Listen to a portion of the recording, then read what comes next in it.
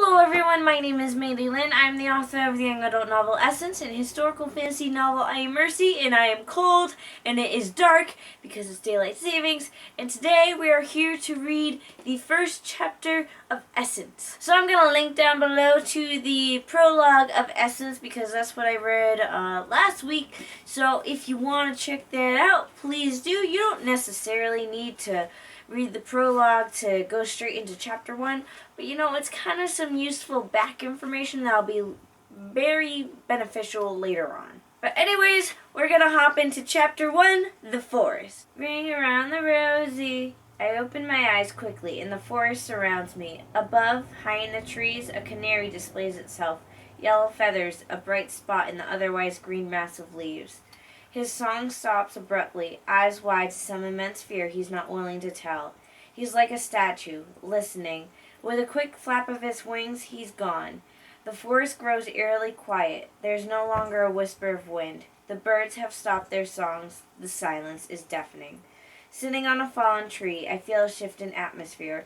I tell myself it's nothing. Just breathe. My fingers slip to the side and onto a log. Combing through the soft, moist moss, I close my eyes. A pocket full of posies. It's all just an overreaction. That's what moving does to you. It's just new territory that hasn't been explored. The only sound I can decipher comes from a waterfall a few feet away from me. I can picture it now, even only having seen it once. The clear blue water starts its descent just inches up from my feet, cascading into the pond below. I can hear it. Ashes, ashes. There was a sudden moment of realization. The song. I remember what it was about. The Black Plague. I had done a project on it once for school. The child's rhyme was really a song about death. We all fall down. A deep chill sweeps through my core, but does not choose to leave. It doesn't falter. In fact, I stay in place, not because I want to stay. I can't move. I am somehow bound. My vision blurs just for a split second, long enough to send chills through my senses as I lose control of part of my world, but short enough that I don't know whether or not it really happened. My gaze darts around the forest, but nothing seems wrong. The trees sway, the water flows. I can't move. I will every muscle to fight, to run, to do anything, but I'm left in this forest, clueless as to what's happening. The more I struggle, the more my senses begin to fail me. My arms and torso are covered with a blanket of warmth that grows hot and uncomfortable. Around me, the forest is still, silent, unaware of the sensation that has chosen to overcome my body, keeping me rooted in place. Every muscle inside me is on defense, tense for some approaching danger that only the canary is aware of. There's a pressure on my limbs, sending the warmth to tingle in my body as if losing circulation of blood. Opening my eyes, I see nothing is touching me. My fingers linger on the moss and I concentrate on the feeling. Panic deepens in my being, feeling the soft growth, hearing the flow of the waterfall. I look around me to see the bright forest I once considered safe, the green pine, the quiet creek, the textured leaves that beckoned me to the forest in the first place. There's a vibration in my pocket, and a few seconds later my phone begins to chirp out its generic tone. With the new sound, my muscles go limp, as if being released from a trance, and I fall off the log into the ground. On my hands and knees, I slide the phone out of my pocket. My mom. Emma, get home before dark. I rise to my feet and run in the direction of my house. Racing through the trees, I jump over fallen branches and rocks embedded into the ground. I had never been scared for my life before, until now. I'd never known what it was like to run for your life. I don't concentrate on my breathing or where I'm going. I just run. Adrenaline pulses through me. I jump over fallen trees, rocks, and small streams. I can hear my heart pounding, and each breath I take becomes larger and more labored. For a second, I wonder what I'm running from and look behind me. There's nothing, just the trees and the plants of the forest. I stop, catch my breath, but decide to keep going. I trip into a small stream that flows into a waterfall a few feet down. There's an objection of pain as I drag myself up and out of the 2-foot wide stream. Tired, I struggle to turn myself on my back, looking at the sky as it models a striking blue canvas. The longer I rest on the moist ground, the more I absorb what just happened. The scene replays itself in my head over and over. The sun hovering beats down on me, and I cover my eyes. Lifting my right arm, I see my sweatshirt is completely soaked in the dirty water. My side is drenched. With a sigh, I lower my head to the forest floor, and the sun rays fill and warm me. My body becomes heavy with sleep, and I can feel myself drifting, thoughts becoming less important and images blurring together. Eventually, instinct kicks in, and I sit up to get back before dark and settle into the warm house. As my muscles cart me off the ground, I'm shocked by the jolt of pain in my side. I press my fingers into my ribs, feeling the throbbing grow more intense. Lying back down, I wait for the pain to go away. Time passes fast when you're not in step. If you think for a moment that you can get it back, wake up. You can't. Some people think time is theory. Everything is a cycle of events happening over and over. If you think this is true, then be aware and learn from your mistakes. Wake up. When I open my eyes again, the sky is a burnt orange. It takes me a moment to locate myself. It's evening. The sun is going down. Despite what happened just hours ago, the forest is bright. There's a quiet rustle in the leaves from the small animal looking for food. I pick myself off the ground as my side protests with every move I make. My clothing sticks to my body as if it's a second skin. Every move I make is greeted with a sharp pain, begging me to stay in place. Don't move. The thoughts from hours ago flood my brain, gathering questions that need to be answered. Taking a deep breath, I slide out my phone and text my mom a message. I'm on my way. I've run home, trying my best to navigate my way around the forest. I start a fast pace through the trees, ignoring the ache in my side. My pocket vibrates again, and even though I know it must be my mom, I don't break my stride. I don't let myself take a break to check it, knowing that if I stop, I may not be able to start again. Whenever I stop, something comes over me, stalling my progress, keeping me here in the forest. So I press forward, seeing the woods thin out around me as I approach my house. With a burst through the final set of trees, I'm out of breath. I stop running and lean onto my knees with my hands, crouching as I feel my heart beat violently from within my ribs. The sky grows dim with the passing seconds, and my breathing slows back to normal. My vision comes to focus on my house. It's a modest house, small in stature but grand in appeal. The chimney is lonely, no smoke billowing from within. The lights inside my house are on, the walls flashing at different colors as the TV changes channels, my dad trying to find entertainment for a day after work.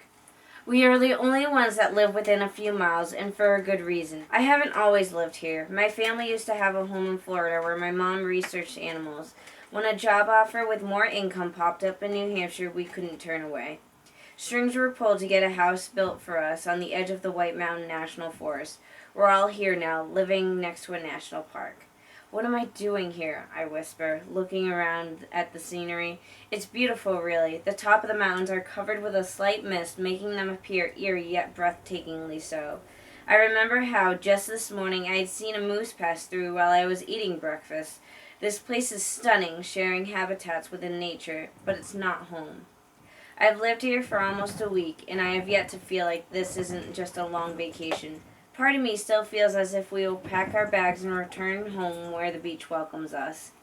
Still bent over, I lean over to run my fingers through the wet grass beneath me, remembering that it was raining yesterday. It rains a lot here. I thought it was just bad luck at first, but then my parents told me about the weather in New England. If it looks like a storm is coming, it is. Their words held true. Rain comes and goes so fast here. Wind pushes hair into my face, and I pull back the brown strands. I'm content in my spot. I've caught my breath since all the running, but I'm not ready to move yet. In my house, the TV from the living room continues to light up, shining out the windows.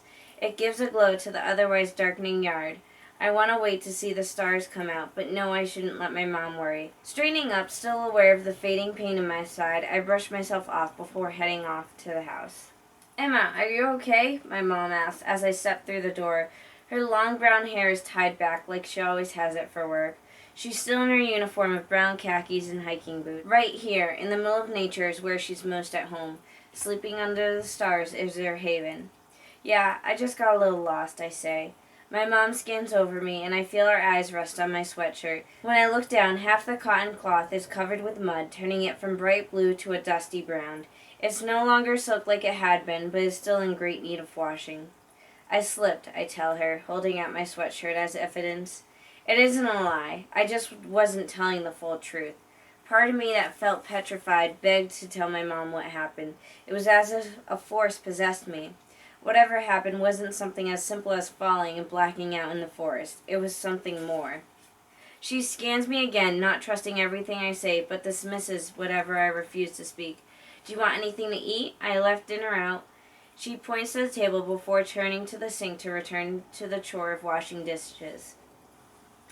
I look where the food rests, meatballs and pasta still in their serving platter, ready to be eaten. It looks like it had been sitting for a while. I shake my head no. I'm actually a little tired. I'll just eat in the morning. I take off my shoes and throw them in the closet. You feeling all right? My mom asks, appraising me for any cuts, scrapes, or other injuries. I'm fine, I assure her, watching her face calm. I just did a lot of walking today. Out of the corner of my eye, I see my dad sitting in the chair watching TV and listening to our conversation. Okay, my mom says, but studies me as I walk upstairs to head for my room. Once I'm there, I shower, then change into sweatpants and a t-shirt that substitute for pajamas and sit at the bay window. Opening the shades all the way, I let the night shine in.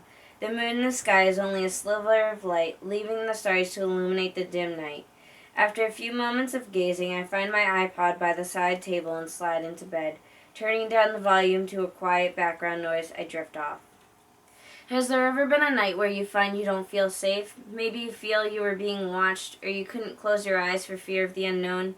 If for only a moment you let your guard down and hear a noise, unintended and quiet, maybe it was all in your head. Never let your guard down. I awake in the middle of the night. The bay window that lines the wall of my room leers at me. The moon is on the opposite end of the sky, and my family has gone to bed, leaving the house dark. I turn onto my side to have my back to the window so there is less moonlight on my face. The earbuds of my iPod rest on my pillow. I pull them back in my ears and skip through songs until I find one that soothes me back to sleep. Closing my eyes again, I drift, the music echoing within. A soft breeze brushes my face. I lift my head and turn back to the window and see it close, just as I had left it. Pausing the music, I take out the earbuds to listen for the wind. I sit propped up with my elbows, leaving me in an uncomfortable position. Nothing. Lying down again, earbuds back in place, I turn up the volume of music, letting myself fall back asleep. Don't think. The music swallows me, stealing my sense of hearing anything in the room. A few minutes later, another breeze pushes against the window, not coming from the outside, but wanting to go there, pushing the curtains even while the windows remain closed. I force myself to turn quickly, wanting to see what is there. The curtains lick the floor, swaying back and forth ever so slightly. Transfixed by the movement, my eyes linger there until a crash of wood calls more of my attention. My bay window hangs open, air cultivating from somewhere within the room, escaping into the dark night. Jerking away the earbuds, I jump from my bed, fear instilled in me, and my foot gets caught on something on the floor. There's a pulsing behind my ear as I turn my head to look at my feet. My vision blurs like it had in the forest, infiltrating the sense of being vulnerable. My sight is only gone for a moment, but it leaves me scattered and confused. Maybe I hit my head when I fell. Turning my attention to the bay window, the curtains rest parallel to the wall. The windows are shut exactly as I had left them. At the moment, my breathing seems too loud. As much as I fight it, my lips quiver. The window has just been opened. I was sure of it. Gathering myself in a fetal position, I curl into a ball on the floor. My eyes never close, but every now and then they linger on the windows. The digital clock reads 4:18, brightening a small corner of the room. I drag myself from the floor and hide myself within the confines of the bed sheets. I'm engrossed by the window. I lay down facing the panes of glass, eyes open and music off, leaving me in the piercing silence of night. It seems like hours pass. I stare at the window, unchanging, challenging it to go against the laws of nature, to flash open or have a gust of wind rush through, but nothing ever comes of my watchful eye. I try to keep track of time with the moon, but I look at it so much it's hard to tell if it has moved across the sky. It's not until the stars begin to fade with the coming of dawn that I realize just how scared I am. For some reason, it is the morning's rays of sun peeking through the bay window that finally allow the tears to stream down my face. The light rests over the seat made under the bay window, as if calling me with open arms to gather myself and cry, but I stay in place. I'm locked within my own world, never daring to leave the comforts of my sheets. A question is lingering within my consciousness. It's filled with fear and anxiety and cowardice. What's going on? Fear instills me. It's fear of the unknown, the type of worry that ripples through your core whenever you're home alone and suddenly there's a creak in the floorboards as the house settles. You always tell yourself it's nothing out of the ordinary, but it doesn't stop at that. For that moment in time, there was fear. This fear now is different, unsettling. All night I wanted to close the blinds of the window, but I never dared to step forward. Instead, I curl in on myself like a coward, blankets forever enveloping me, like they act as a shield. I'm flashed backward to when I was a kid, afraid the boogeyman will get me if I step foot on the floor during the night.